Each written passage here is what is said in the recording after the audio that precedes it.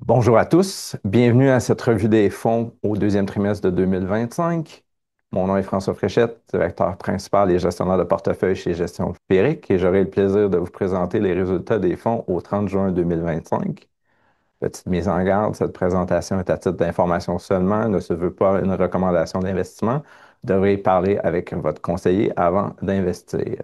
Donc, en plus des résultats des fonds et portefeuilles au 30 juin 2025, j'aborderai à la fin brièvement le positionnement et les stratégies de nos gestionnaires au 30 juin 2025.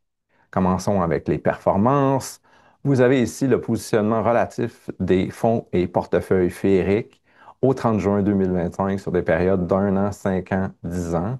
Ce tableau présente le résultat, le positionnement de chacun de nos fonds par rapport à leur univers de comparaison, donc des fonds communs, tous des fonds communs avec frais de service étant le frais que vous payez pour le conseil, pour détenir ces fonds, pour l'ensemble de notre offre de fonds.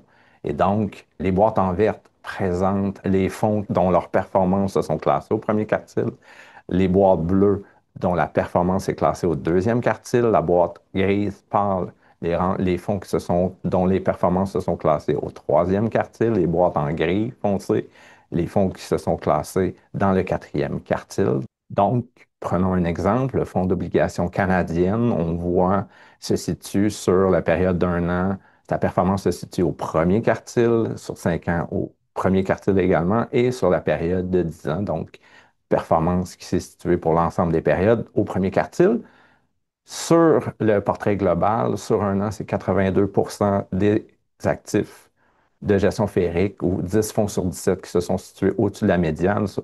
Sur 5 ans, 80 des actifs ou 11 fonds sur 14 et sur 10 ans, 94 des actifs, 8 fonds sur 10. Donc, à travers la volatilité qu'on a vue sur ces différentes périodes dans la dernière année, beaucoup d'événements, de situations qui ont créé de la volatilité. Nos gestionnaires ont tiré avantage de cette volatilité. Sur 5 ans, on peut les nommer la pandémie, la crainte inflationniste en 2022, donc plusieurs événements qui ont créé la volatilité où nos gestionnaires ont été en mesure de tirer avantage de ces événements. Maintenant, voyons la performance en détail pour les différentes classes d'actifs. Au niveau des fonds de revenus fixes, performance au deuxième trimestre plus faible, voire même négative pour le fonds d'obligation canadienne, dans un contexte où les taux obligataires ont été sous pression, principalement à cause des tarifs douaniers, de tous les enjeux reliés à, dans un premier temps, en avril, si vous vous souvenez, la journée Liberation Day où l'administration Trump annonçait des tarifs pour l'ensemble des pays. Ça a emmené évidemment une crainte de ralentissement économique, une crainte d'inflation qui a emmené les taux à la hausse. Évidemment, ces tarifs douaniers, il y a eu une pause rapide qui a fait en sorte par la suite que les taux d'obligation ont commencé à rebaisser, mais par la suite, toutes les discussions autour du budget, du Big Beautiful Bill que l'administration Trump voulait mettre de l'avant, qui est vu par le marché comme étant un budget qui peut emmener des déficits importants, ont eu une pression sur les taux. Les taux américains et les taux sur l'ensemble de la planète étant quand même très corrélés. Cela a eu un impact sur l'ensemble des marchés obligataires et a fait en sorte que les taux ont subi une pression à la hausse tout au long du trimestre. Lorsque les taux obligataires augmentent, la performance des obligations va en sens inverse, donc est emmenée vers à la baisse, pardon. Et au niveau du fonds d'obligation canadienne, c'est ce qui explique la performance négative. Au niveau des obligations mondiales de développement durable et revenu mondial diversifié, une durée plus courte des gestionnaires pour le fonds d'obligation de développement durable avec une position un peu plus importante au niveau des obligations de crédit explique le rendement positif. Pour le revenu mondial diversifié, ce fonds, à l'origine, a été créé pour diversifier le risque obligatoire. Il a joué son rôle durant le trimestre, puisqu'il a une faible exposition au marché des actions canadiennes et que la performance des actions canadiennes a été, somme toute, très positive. Cela a aidé à bonifier le rendement en absolu. Si on regarde sur des périodes un peu plus longues, si on regarde sur un an, c'est des rendements quand même très positifs. On se rappelle, à pareille date l'an dernier, le marché se questionnait encore est-ce qu'on allait avoir un atterrissage en douceur, une réussite des banquiers centraux pour gérer le risque d'inflation. 12 mois plus tard, ces craintes se sont résorbées quelque peu, demeure quand même un sujet que le marché continue de suivre constamment, mais sur la période, cela a eu une diminution des taux. Les banquiers centraux, notamment au Canada, ont baissé les taux. C'est ce qui explique le rendement plus élevé sur un an. À plus long terme, les taux, les rendements plus faibles s'expliquent là, par les taux qui ont été plus bas et qui ont été généralement à la hausse sur l'ensemble des périodes. Au niveau des fonds d'action, maintenant, performance en absolu plus importante, à l'exception du Fonds mondial de dividendes. Le Fonds mondial de dividendes, avec son objectif qui recherche une exposition dans les titres qui versent des dividendes. Les dividendes sont généralement reliés avec le mouvement des taux d'intérêt. L'évaluation est plus fortement corrélée avec le mouvement des taux. Donc, dans un contexte où les taux ont augmenté, ces titres ont été sous pression, avaient très bien fait au premier trimestre, deuxième trimestre plus difficile. Pour les marchés, pour le reste des marchés en général, performance positive. Encore là, dans un marché très volatile. En début de trimestre, on avait eu un marché fortement baissier après l'annonce des tarifs qui étaient vus comme pouvant avoir des effets négatifs sur la croissance des bénéfices des entreprises à long terme. La pause a été évidemment salutaire pour la performance des titres boursiers. Par la suite, des résultats d'entreprises qui ont été plus forts que ce que le marché s'attendait. C'est ce qui explique la performance positive pour le trimestre. Si on regarde un peu plus long terme, sur un an, des rendements fortement positifs, comme j'expliquais tout à l'heure au niveau des obligations. Si on recule il y a un an, on se questionnait est-ce que la croissance économique allait être affectée par la bataille que les banquiers centraux avaient par rapport au risque inflationniste. Évidemment, les résultats ont démontré que la croissance s'est poursuivie, ce qui a alimenté les marchés.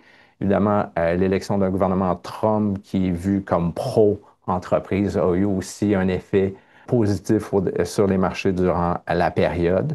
Si on regarde en relatif les actions canadiennes, bien, évidemment, les titres plus cycliques du secteur financier ont grandement contribué. Le marché américain a eu une performance plus faible ou est-ce qu'il y a eu une certaine rotation qui s'est effectuée au niveau des investisseurs vers des titres un peu plus cycliques. Les titres technologie, si vous vous rappelez, au premier trimestre, avaient eu une performance un peu plus difficile. Donc, évidemment, le marché américain est un peu plus exposé à ces types de technologies, donc ce qui explique sa performance en absolu plus faible sur un an et ce qui explique là, la performance des marchés canadiens émergents, des marchés des pays un peu plus avec une exposition des titres un peu plus présents dans les secteurs plus cycliques qui ont obtenu des meilleurs résultats à plus long terme sur 3, 5 ans, des performances très fortement positives. Évidemment, c'est fonction du moment où est-ce qu'on regarde les résultats, mais somme toute des résultats très intéressants. Donc, maintenant, parlons de la performance des portefeuilles féeriques. La performance des portefeuilles est évidemment grandement reliée à l'exposition de ceux-ci aux classes d'actifs de revenus fixes et des titres de participation. Donc, à l'écran, vous voyez la performance pour les différentes périodes. Pour le deuxième trimestre, la performance est grandement influencée par l'exposition au titre de revenus fixes par rapport au titre de participation. Le portefeuille conservateur étant grandement exposé aux revenus fixes avec 85 de son allocation au titre de revenus fixes. Sa performance est donc plus faible que les autres portefeuilles qui, eux, sont davantage exposés aux actions. Si on va au bout du spectrum, le portefeuille audacieux avec 85 d'actions, 5,3 donc les rendements fortement corrélés avec cette exposition, cette tolérance au risque pour chacun des portefeuilles paramétrés selon leur objectif. Vous voyez également à l'écran le nouveau portefeuille 100% actions qui a été lancé en juin dernier. Sa période est trop courte pour nous permettre de vous présenter ces résultats, mais qui est maintenant disponible pour ceux qui voudraient avoir un portefeuille diversifié, 100% exposé au marché des titres de participation. Si vous voulez en savoir un peu plus sur ce portefeuille, je vous invite à consulter la capsule qui a été enregistrée récemment sur les portefeuilles, le processus de construction de portefeuille et ce nouveau portefeuille qui vous est offert. Donc, maintenant, parlons brièvement des stratégies et positionnements de nos gestionnaires au 30 juin. Si vous voulez en savoir davantage sur ce sujet, je vous invite à consulter les rapports intermédiaires de la direction qui seront disponibles à la fin août et où vous pourrez avoir plus de détails sur la performance de nos différents fonds ainsi que le positionnement de nos gestionnaires. Mais si je vous dresse ici un résumé au niveau des revenus fixes, nos gestionnaires qui utilisent des stratégies de gestion active actuellement sont positionnés au niveau de la durée, durée étant la sensibilité au mouvement de taux d'intérêt. Actuellement, ils ont un positionnement relativement similaire à celle de l'indice, de leur indice de référence ou un peu plus élevé dans un contexte où tout dépendra des décisions au niveau des tarifs douaniers, des enjeux géopolitiques. Et donc, si les tarifs douaniers se règlent de façon à ce que l'impact soit relativement minime, on pourrait voir en deuxième moitié, le marché s'attend en deuxième moitié à des possibles baisses de taux de la Banque centrale américaine, puisqu'elle aurait une certaine latitude pour aider l'économie, advenant que la croissance soit plus faible au niveau de l'exposition, au niveau des différents secteurs et des différents émetteurs, une surpondération prudente au crédit corporatif pour aller chercher un rendement supplémentaire, l'écart de crédit étant la rémunération supplémentaire par rapport aux titres gouvernementaux, mais une gestion active de ces expositions-là selon l'actualité ou les nouvelles économiques afin de gérer le rendement et le risque des différents fonds.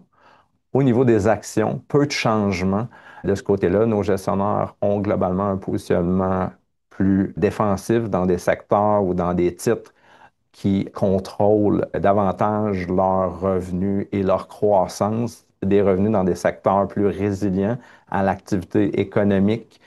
Donc, ce positionnement a peu changé depuis le dernier trimestre, mais encore là, une gestion active qui permet aux gestionnaires d'investir ou d'ajuster le portefeuille pour profiter d'opportunités. Donc, durant le dernier trimestre, des exemples au niveau du marché américain, Broadcom a eu une pression au cours du premier trimestre, le secteur des technologies. Il y avait eu une certaine rotation, le cours de Broadcom avait baissé. Le gestionnaire marché américain a profité de cette baisse-là pour augmenter la position et au cours du deuxième trimestre, les résultats de l'entreprise ont été meilleurs que prévu. Donc, le titre a connu une très bonne performance. Au niveau du marché canadien, un exemple, les titres cycliques, ultimement, offraient une certaine opportunité pour le gestionnaire d'actions canadiennes dans le secteur de l'énergie, dans le secteur industriel de transport, comme par exemple Canadien Natural Resources ou Canadien National Transport Ferroviaire. Donc, des entreprises que le gestionnaire trouvait que les cours étaient intéressants et a augmenté ses positions dans ces titres-là. Donc, des exemples d'entreprises pour lesquelles les gestionnaires croient que ces entreprises ont un meilleur contrôle, il y a une meilleure prévisibilité des revenus et profits futurs qui peuvent bénéficier aux performances des différents fonds. Ça complète ainsi ma capsule sur la performance des fonds au deuxième trimestre de 2025. Donc, dans ce contexte d'incertitude, de volatilité, on le répète fréquemment, mais pour nous, la clé, c'est la diversification. C'est d'avoir un meilleur profil rendement-risque à long terme et de surtout avoir un plan financier pour éviter de prendre des décisions au fur et à mesure des nouvelles économiques et de garder le cap à long terme. Merci beaucoup pour votre attention et bonne journée.